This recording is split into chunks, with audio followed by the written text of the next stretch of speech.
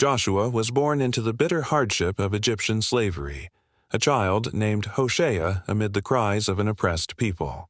His world changed when Moses confronted Pharaoh and God unleashed wonders upon Egypt. Joshua witnessed the plagues, Passover, and the hurried Exodus.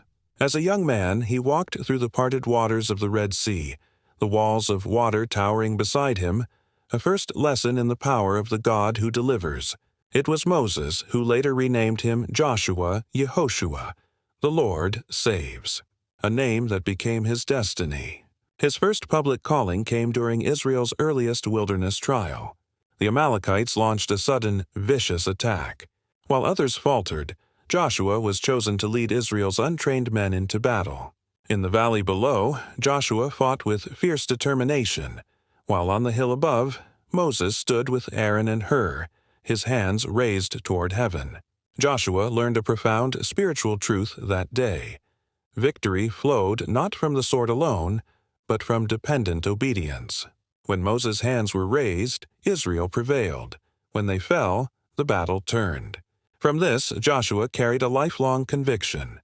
True strength is anchored in reliance on God. This faith was tested dramatically when Moses sent 12 spies into Canaan. After 40 days, they returned with a cluster of grapes so large it hung between 2 men on a pole, proof of the land's abundance.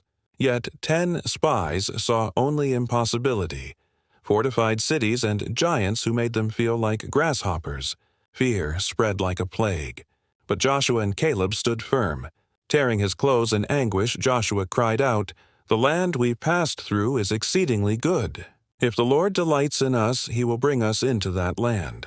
Do not fear the people of the land, for they are our bread.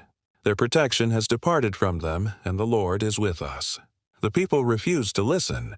Their rebellion condemned a generation to 40 years of wandering, until every adult who doubted had died in the wilderness. Only Joshua and Caleb, the men who believed the promise more than the problem, were preserved. In the quiet, punishing decades of waiting, Joshua was being prepared. He walked beside Moses, learned the laws, and carried the weight of a future he alone, of his generation, would step into. He was no longer just a warrior or a spy.